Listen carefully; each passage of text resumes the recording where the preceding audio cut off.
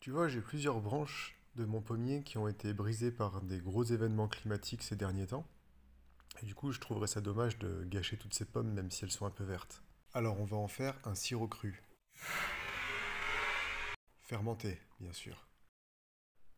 En Corée, ils appellent ça un chong ou un cheong. C'est pas mal à la mode en ce moment, t'as dû en entendre parler.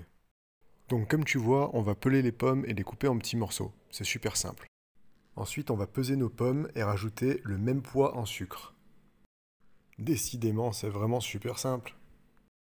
Sauf qu'ensuite, au lieu de mettre à cuire comme on ferait avec un sirop habituel, on va brasser tout ça et laisser dégorger le jus des pommes pendant quelques minutes. Ce qui se produit ici, c'est une réaction osmotique et ça ne fait pas dégorger que l'eau des légumes, mais bel et bien tous les micronutriments qu'il y a à l'intérieur. Et l'intérêt de ne pas les cuire, c'est qu'on va les conserver pour en bénéficier quand on va consommer ce sirop. Revenons à nos moutons, enfin à nos bocaux, puisque maintenant on va y disposer les pommes avec leur sucre en les tassant régulièrement pour obtenir quelque chose qui contienne le moins d'oxygène possible. Idéalement, ça doit ressembler à ça. Vous voyez que le sucre c'est déjà bien humidifié et on ne distingue pas de poche d'air nulle part à l'intérieur du bocal.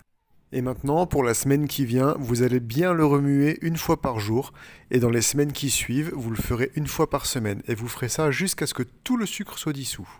Chez moi, ça va nous emmener 3 semaines plus tard, regarde. Là, je vais filtrer les morceaux de pommes pour ne garder que le sirop. En général, on va pouvoir garder les morceaux de fruits pour en faire une espèce de confiture crue qui pourra nous servir à faire des tartines comme on a l'habitude ou à sucrer des pâtisseries, des yaourts, etc.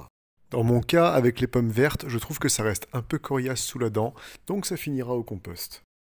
Mais dans la majorité des cas, c'est très très bon, alors vraiment, faites-vous plaisir. Pour ce qui est du sirop, un entonnoir, une jolie bouteille, et voilà ce que ça devrait vous donner. Vous pouvez le garder au frais ou à température ambiante et surtout vous pouvez le garder très longtemps, mais il y a des astuces à connaître pour ne pas que le goût se dénature trop. Si vous voulez en savoir plus à ce sujet, dites-le moi et je referai des vidéos plus détaillées. En attendant, vous savez comment vous faire très facilement un sirop qui garde toutes les bonnes choses qu'il y a dans vos fruits, dans vos plantes, et qui vous désaltérera toute l'année.